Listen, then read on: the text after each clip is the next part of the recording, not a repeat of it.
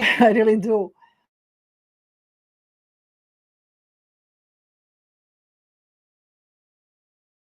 So today I want to talk about a topic that I hear so many women struggle with, and it's about feeling confident. Hold on, let me just. It's about feeling confident about their attractiveness. And there are so many things that we conflate about attractiveness that we confuse. In other words, we are sometimes talking about uh, our physical appearance, and unfortunately, most women focus only on that.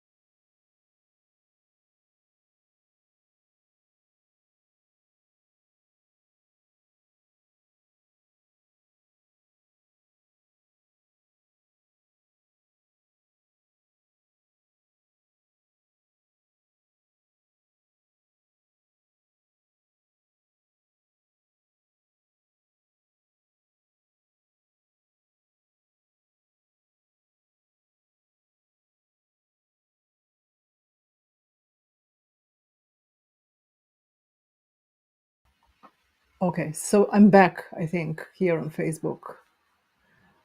So we want to figure out what is attractive to secure men, and ultimately, this kind of work will help you feel better about yourself in general because you are not just a bag of bones and flesh. uh, so, what happens when you focus on your looks? This is something that will lead you to feeling inadequate almost at all times because there's always something that you need to work on improving, right? That's what all industries, beauty industry and various skincare industry tell us all, no matter what ages. Like take me for instance, when I was say 25, I didn't feel confident and beautiful about myself, but now I'm 52, I believe, and I actually feel I'm more beautiful now. It's probably not true. I'm not more beautiful now. Obviously, somebody who's 25 is more beautiful, at that age.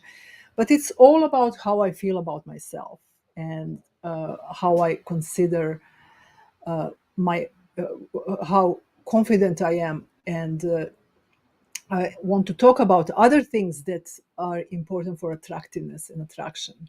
So if you have any questions, let me know. Instagram is telling me no.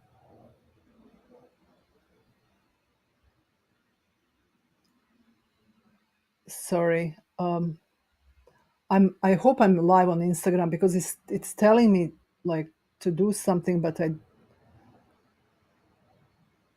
I don't want to add any filters. Sorry.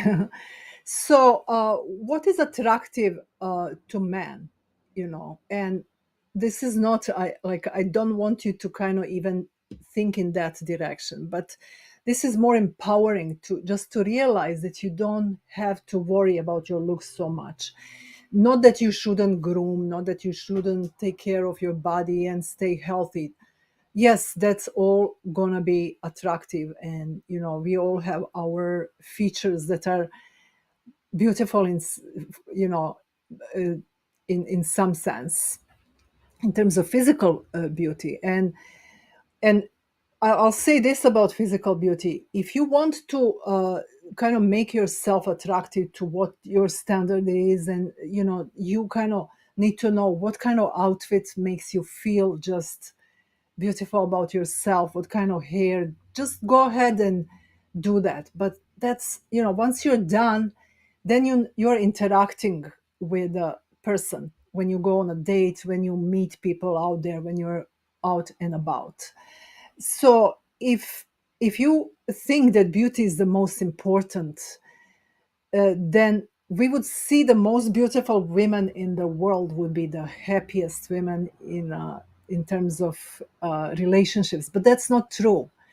Even the most beautiful women, if you talk about actresses who have all the money and time in the world, who focus all their energies on their looks, their looks are pretty much their job. The rest of us need to sit on the couch or at a desk, or do variety of other jobs and barely have time for activities such as taking care of yourself.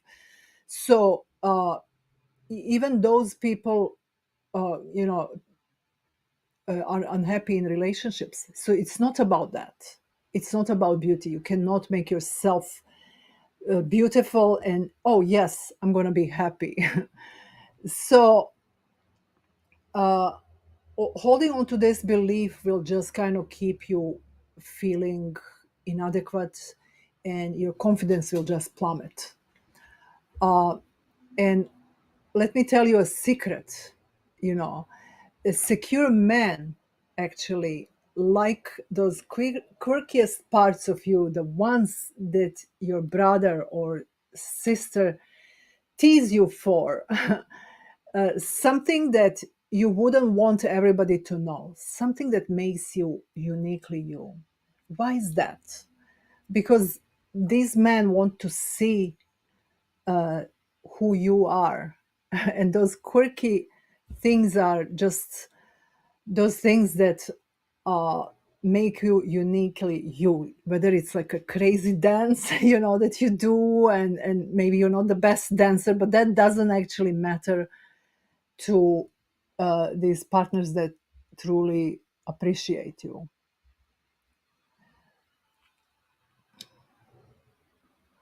Okay, so I believe I'm okay now. Hi, everybody. Anna Vash Polasa. I'm so sorry I'm having hard time. Hey, Fatima, hello. Thank you for joining. So, um, back to attractiveness, right? And I was talking about those quirky things that you might be ashamed of, but once you reveal them, hi from sunny Arizona. I don't see your name. I believe you might be on my private Facebook group, and that's okay. I'll see it later. Hello from sunny Arizona. It's sunny here in California right now too, and it's beautiful weather. It's not too hot, but unfortunately, weather is kind of getting too crazy. It becomes too hot at times, and many people here where I live don't even have AC because they're not used to such fluctuations. So it gets really too much. But I hope that you're staying cool as well. So focusing on your look will kind of you may hey Olga. Oh, you're from Signature Program. Okay. Oh, Olga. Okay. Thank you for visiting. Thank you. Hi. uh, Now I feel a little bit self. Olga is another relationship coach for women. So I'm feeling a little bit like under pressure talking to another expert. But thank you for visiting. Let me know if you have any questions or if you want to add anything. I'm not sure if I know at this point how I would add you to my live, but I'm having too many things going on here, both Instagram and Facebook. So, what I want to say again, that once you kind of feel beautiful about yourself, find that song. What is the song like? I remember entering into into a grocery store, and this song was on, and I was like feeling so confident about myself. I didn't think, like when you go in front of the mirror, like say, like I will talk about teenager myself, like I'm thinking, oh my God, you just focus on these things that you absolutely don't love, and you just dissect yourself. It's so opposite of healing. In other words, you kind of see yourself as parts.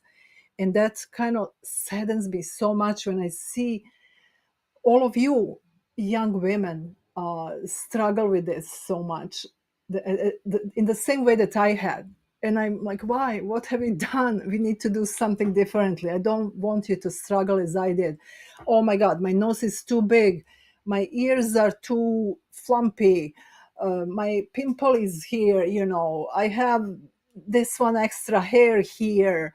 And when you kind of focus on these imperfections, you just kind of don't get to heal, you don't get to integrate. And integration of your all other parts that are part of you ultimately, that are afraid to come out because of the society or family, or and you needed to survive to hold them deep inside. And when you let that go, then that's when you can kind of discover who you are, and that's when you can show up in some guy's life, and he will be like, oh my God, she's special, she's different. It's not about her nose, it's not about her breasts or hips. But if you have some feature that you enjoy, you can emphasize it in terms of looks. You can kind of use that as your point of confidence and kind of flaunt it, and enjoy your beauty, whatever that is. And let me tell you, when it comes to men, secure men, and everybody, if you think about anybody in this life, what is it that is attractive to people? It's that connection that you make with them. So if I'm thinking of how my hair is now, like, right, like it's like whatever, right, I can't connect with you. Just like you can see in this broadcast, I might be like struggling a little bit because I had some issues with technology, and I want to make it all smooth for you, and I'm like, I suck, I'm not like a Fox News broadcaster, right? And I'm a little bit kind of, my brain is like losing what's going on. But I should remember deep down, I have what you need, I have this wisdom to give you. So in the same way, when you meet this guy, you know you should just kind of see him for who he is, kind of look at him and connect with him. And that's what attracts him to you. Something in your eyes. They can't even explain what it is, but it's that connection that they felt with you. And usually, if you go into your mindset, and if you kind of think, "Oh, you're cute," you don't have to say that, but it's like, "Hello, you're cute." Like, where are you from, or whatever it is. Like when you connect with them, that's what is attractive. That interaction, that connection. When you're focused on your looks and wondering, oh my God, is my shirt okay, is my hair like this or like that, then you're just not allowing for that connection to happen. And there is dose of anxiety inside of you that they sense. Men are like very intuitive beings, and because of that, they kind of, oh, she's beautiful, but I kind of, it's too much for me. I hope that that makes sense in terms of attractiveness. So again, I said that quirkiest part about yourself, like I can't even say these things here in this public domain about myself. I would feel ashamed. Something that your brother or sister was like laughing at you and shaming you. When I discovered those parts to my husband, that's he sees that as something so cute and weird and awkward, but he loves that. And that's when you kind of heal those parts too, and that's when you feel more confident and whole as well. Uh, so to kind of summarize this, yes, there is looks, right? Taking care of yourself, eating healthy, putting into yourself, honoring yourself, like you deserve to be healthy, you deserve to take care of your body, you deserve to take time for yourself, and then putting that aside, and then remembering your positive qualities, whether it's your hips, whether it's your breasts, whether it's your posture. So when you get into that zone of confidence, that's kind of very attractive. You can do your hair flip. uh, these are kind of funny things, like it's almost like illustration, but when you find that kind of oomph, it's hard for me to explain it with words, but it's kind of bodily confidence, regardless of how you look. We all have that. We all can access that part. So when to put it in some kind of language that is understandable, we are talking about your other parts, your intellect. Like when you two have conversation and you talk and you enjoy talking about certain concepts, whether it's movies, whether whatever it is that's your thing. And with that comes humor. If you can be a little bit sassy and like say something, but not everybody is like that. Maybe somebody's shy. So the point of this conversation is not that you should try to make yourself something different than what you are. It's discovering those special parts that are uniquely you, that your partner will uniquely like about yourself. Some partners will like you for your shyness. Other partners will like other women for their sassiness, for their, but the way we feel about all these aspects of our personality, we are trained to see everything as shortcoming. So I'm trained to see my face, my body as shortcoming. This decade, big boobs are in, but next decade, big hips are in. Another decade, having a body like a prepubescent boy is in. So we need to stop focusing on what everybody and society is telling us we should be. We should just enjoy ourselves and remind ourselves of all these parts, and whoever we are unique, one person that another person is going to be stoked to meet and enjoy.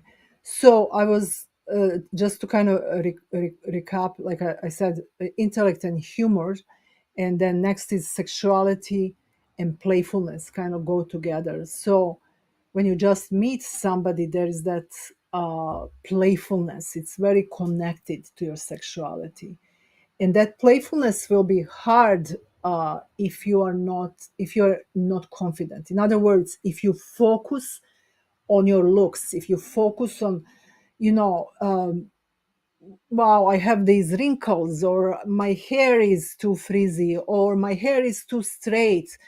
It's like, if you think about us women, no matter what we look like, we are thinking of ourselves as that's a shortcoming, while other women may think, oh my God, my hair is straight. I wish to have hair like that. Or my hips are big. I wish to have hips like a young boy, while other woman is saying, oh, I wish to have hips just like her.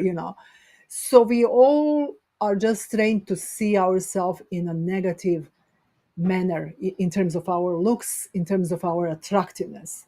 So, what I invite all of you to start embodying yourself and just enjoying yourself, and reminding each other and ourselves that beauty is variety.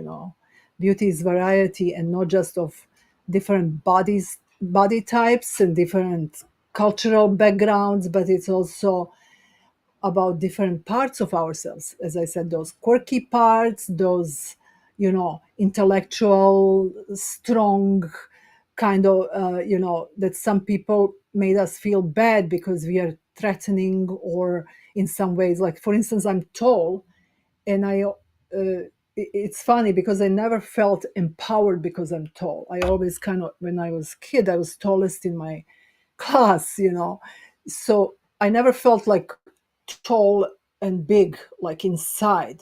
So but when I show up, because of my anxiety and my when I say anxiety, feeling not so big, feeling not feeling empowered, in other words, other people would see me as threatening because I'm tall, and kind of having this uh, uh, anxiety going beneath, and then just this kind of face, like resting bitch face.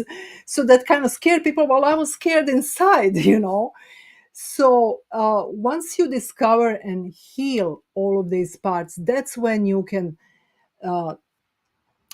you can kind of get in touch with uh, that sexuality and playfulness.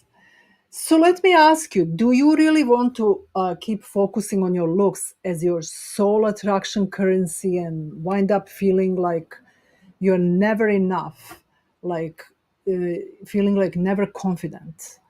Or would you rather feel awaken your inner muse, your inner goddess, by focusing on how you relate to men and focusing on all other aspects of your personality and your body and mind, body, and person, everything.